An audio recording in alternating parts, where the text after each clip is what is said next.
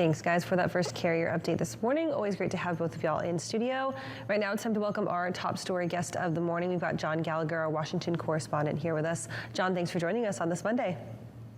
Sure, Kelly. Thanks for having me. Let's dig right into kind of what's going on with an alleged price-fixing situation on the East Coast. Kind of talk us through the situation that's going on. Why is it happening? Who's alleging what? Yeah, it was a filing from last week. It's the International Longshoremen's Association, the ILA. They're the bargaining group, the collective bargaining group for the East Coast port dock workers at the container ports. So at the ports, they outline in this complaint at the FMC that at the ports of Savannah and Charleston, which these two ports they're major ports, and they're about 75 miles apart or so. They lease space to the same three marine terminal operators, and they're Ports America, an operator called Ceres, and SSA. So these are three major terminal operators, and they've set up a joint venture at both ports. At Savannah, the joint venture is called Gateway, and at Charleston, it's called CSC.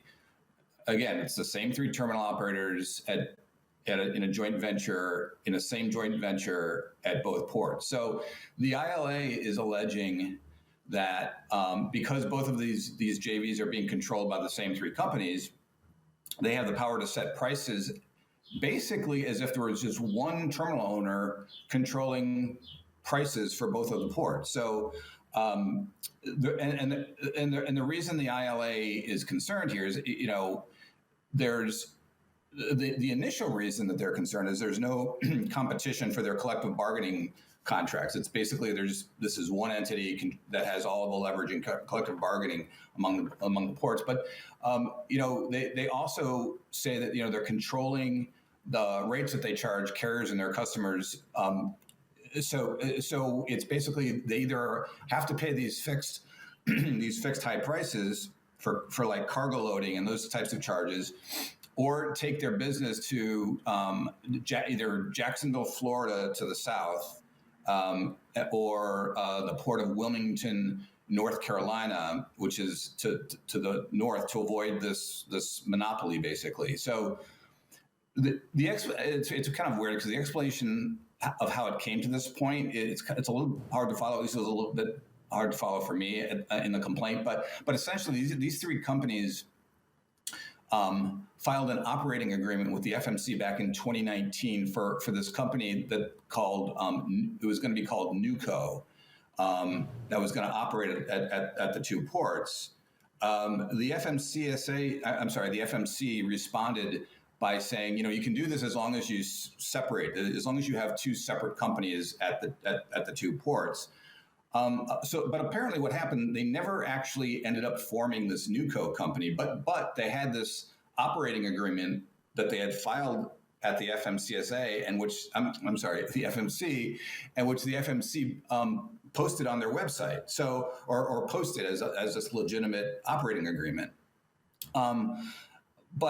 So they didn't form this company, but instead they used an existing company called Gateway that was already operating at Savannah, and then they formed CSC in Charleston, I think in 2020, and basically they figured out a way to operate exactly as had been proposed in the agreement for Nucor that they filed. They found a way to kind of go around it and operate the same way anyway.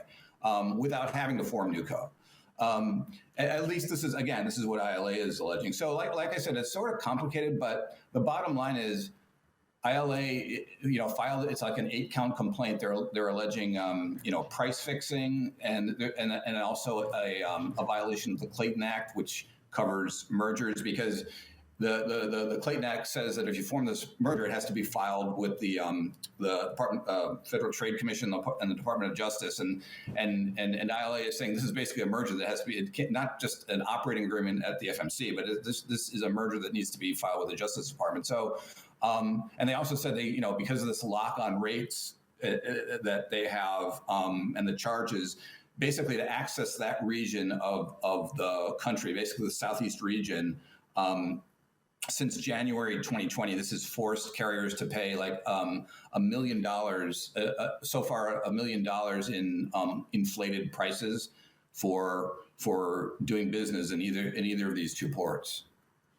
So John, I have a bit of a two-part question here. First, what are going to be the repercussions here? And second, looking at this, it seems like there's a certain structure on the East Coast. Does this kind of prevent something like this happening on the West Coast or other ports like that throughout the country?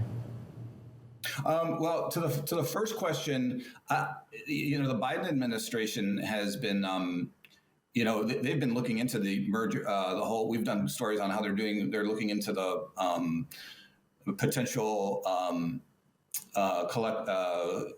price fixing among a whole bunch of different areas, including not price fixing, but including the market power that the ocean shippers have, and that's why they have this whole OSTRA bill. So I think this is going to get their attention more so, at least more so than it might have done under the previous administration. And as to the ability for this to happen in other areas, it's sort of unique in a way because these two ports are close together. And it just happens that these three operating companies are at both of these three terminal operators are at both of these ports. So I don't know. It would be tough you'd have to replicate the same circumstances. It might be tough. So this might be a one-time thing. But it's a good point. There could be areas of the country that maybe not all three are operating like that, but where at least maybe a couple are, and it might not be the monopoly that the ILA is alleging here, but it's still kind of a consolidation of prices where you can have more of these agreements where where terminal operators in nearby ports have this power to set prices. Interesting to watch for sure, John. And let's kind of quickly touch on our second topic for today. FMCSA now kind of taking a look at an apprenticeship program for drivers in the 18 to 21 space. We know that this could potentially solve some of those driver shortage issues that we talk about. Can you give us a little bit of insight into the program? Yeah, and it's just sort of an update on it. We did a story earlier this year how the FMCSA filed with the Office of Management and Budget to sort of expedite their under 21 program, 18 to 21 driver program. And what sort of was updated this week was the FMCSA sort of rejected. It came to one of these issues between ATA and OIDA, where they're on different sides of an issue, which is not uncommon. And in this case, the way the FMCSA wants to set up this program is they want to link up their under 21 apprenticeship program, pilot apprenticeship program, with the Department of Labor's separate apprenticeship program, which is, it's not linked. The Department of Labor is something the Biden administration, it's part of the whole trucking action plan that we've talked about. Well, they want to do trucking apprenticeships to kind of, as you said, like boost more, to try to get more drivers. So the federal law, the federal infrastructure law that authorized FMCSA's under 21 program did not have that link in there. That wasn't part of the law.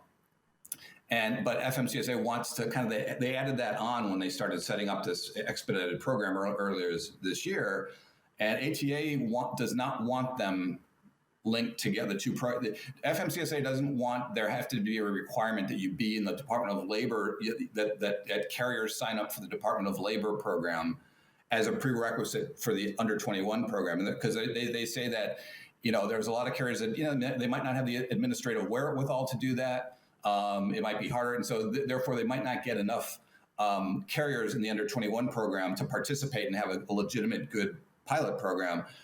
OIDA says that they want that link because they say that with having Department of Labor oversight, it will help. They'll be looking at the wages that the drivers get in these things, and they'll be able to see to make sure there are no predatory leasing agreements. So they want that. And so, but what basically happened this week was the FMCSA said they were on the side of or they kept to their gun. Their guns. They're going to keep it linked together which I guess you could call sort of a win, even though there were other things that I disagree with. But I thought that was interesting that they kind of went ahead and sort of set aside the concerns that ATA had on that. Right, John, definitely a few stories that we'll have to keep our eyes on. Thank you so much for joining us this morning. Thanks, Anthony. Thanks, you guys.